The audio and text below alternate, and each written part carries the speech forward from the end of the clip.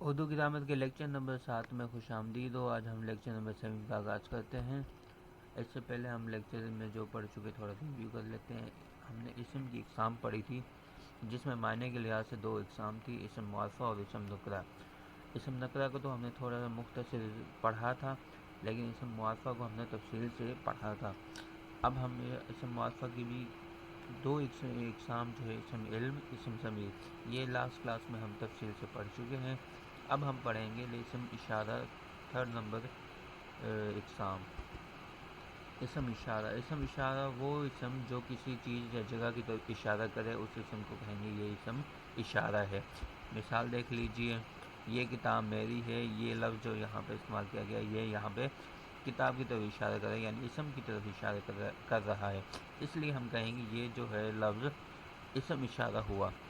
وہ کاپی تمہاری ہے، وہ کاپی، وہ لفظ کاپی کی طرف اشارہ کر رہا ہے، کاپی اسم ہے، اس لیے ہم کہیں گے وہ لفظ بھی اسم اشارہ ہوا۔ اس جانور کی آواز بہت دلکش ہے، اس جانور، یہاں اس بھی جو ہے اسم اشارہ کہلایا جائے گا، یہ وہ اس اسم اشارہ ہے۔ نیکسٹ، اسم اشارہ کی 2 اقسام ہیں، ایک اشارہ قریب، دوسرا اشارہ بعید۔ اسم اشارہ قریب جو ہے، وہ اگر اسم قریب کی چیزوں کے لیے یا قریب کی جگہ، شخص کے لیے اشارے کے طور پہ استعمال کیا جائے، اسے ہم کہیں گے اسم اشارہ قریب ہے۔ مثال دیکھ لیجئے، اس گائے کا مالک اکرم ہے۔ یہاں پہ اس جملے میں نشاندہی کی جا رہی کہ گائے جو ہے وہ قریب ہے، گائے کی طرف اشارہ ہے اور قریب کی چیز کی طرف اشارہ ہے، اس لیے ہم یہ بھی کہیں گے یہ اس جو ہے جملے میں اسم قریب، اشارہ قریب ہے۔ یہ کرسی میری ہے، یہاں پہ بھی کرسی جو قریب کی کرسی ہے اس کی طرف نشاندہی ہے، نہ کہ دور کی کرسی کے لیے کہا گیا ہو، اس لیے ہم کہیں گے یہ کرسی اسم اشارہ قریب ہے۔ یہ کتاب کس کی ہے، یہ بھی یہاں پہ اسم اشارہ قریب کہلائے گا، اسی، اور یہاں ضمیر ہے۔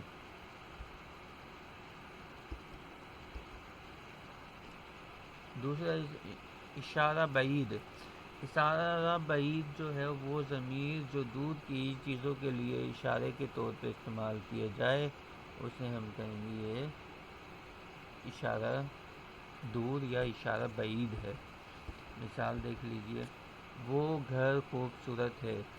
اب وہ گھر یعنی دور کا کوئی گھر ہوگا، اس کی طرف اشارہ کیا جا رہا ہے، وہ گھر بہت خوبصورت ہے۔ اس گھر کا مالک کون ہے، یہ بھی دور کے گھر کی طرف اشارہ کیا جا رہا ہے کہ اس گھر کا مالک کون ہے، اس لیے ہم اس لیے وہ، انہیں، ان سب کو کہیں گے یہ اسم اشارہ بعید ہے، یعنی دور کی طرف اشارہ کیا جاتا ہے۔ اشارہ، اسم اشارہ اور ضمیر اشارہ، لاسٹ کلاس میں ہم ضمیر اشارے کے بارے میں پڑھ چکے ہیں، اب ہم اسم اشارہ کے بارے میں پڑھ رہے ہیں۔ اب ان دونوں میں فرق کیا ہے وہ ہر چیز ہم دیکھیں گے، اسم اشارہ اور ضمیر اشارہ۔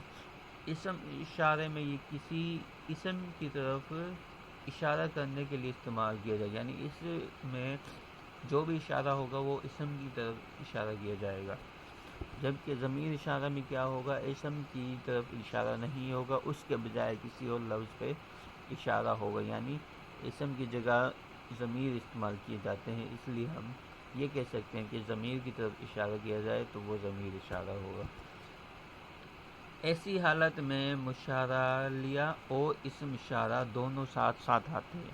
جب اسم اشارہ ہوگا تب اسم کے ساتھ اسم مشاریہ ساتھ ساتھ آئیں گے، جبکہ ضمیر اشارہ میں اسم، ضمیر اشارہ اور مشاریہ الگ الگ آئیں گے، یہ کبھی بھی ساتھ نہیں آئیں گے۔ یہ لڑکی خوبصورت ہے، اب یہاں پہ دیکھیے اسم اشارہ یہ ہے اور لڑکی جو ہے مشاریہ ہے، اس لیے ہم یہ کہہ سکتے ہیں یہ اسم اشارہ ہوگا۔ جو کتاب میں نے خریدی تھی وہ شاہد کے پاس ہے۔ اب یہاں پہ دیکھیں آپ، کتاب جو ہے جس کی طرف نشاندہی کی جا رہی ہے وہ الگ ہے، اور جو لفظ نشاندہی کر رہا ہے وہ بھی الگ الگ ہے، دونوں ساتھ نہیں ہے۔ وہ جو ہے شاہد کے پاس ہے، جو کتاب میں نے خریدی تھی وہ شاہد کے پاس ہے، وہ لفظ نشاندہی کر رہا ہے کتاب کی، تو کتاب اور وہ دونوں الگ الگ آ رہے ہیں، کبھی بھی ساتھ نہیں آ رہے، اس لیے ہم کہیں گے وہ جو نشاندہی والا لفظ ہے اشارہ والا، اسے ہم کہیں گے ضمیر اشارہ ہے۔ اب اسم معرفہ کی آخری قسم ہے اسم موصولہ۔ اسم موصولہ وہ اسم ناتمام ہے کہ جب تک اس کے ساتھ کوئی اور جملہ نہ لگایا جائے وہ اپنی معنی نہیں دیتا۔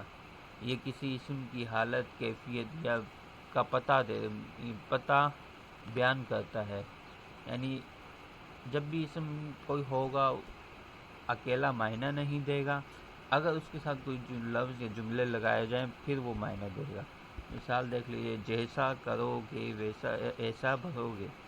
اب یہاں خالی جیسا جو ہے کوئی معنی نہیں دے گا، اس لیے اگر جملہ مکمل ہوگا تو یہ جملے میں اپنی کوئی نہ کوئی معنی دے گا۔ ایسے الفاظ کو ہم کہتے ہیں اسم موصولہ ہے۔ جہاں رہو خوش رہو، جہاں رہو یہ ایک ادھورا جملہ ہوگا اور اس سے ہمارا مفہوم مکمل نہیں ہوگا، اگر اس کے ساتھ کوئی جملہ ملا دیا جائے تو اس کا مفہوم مکمل ہو جائے گا۔ جیسا، جہاں، یہ الفاظ اسم موصول ہے۔ اسم موصول کے بعد جو جملہ آتا ہے اسے کہتے ہیں ہم صلہ۔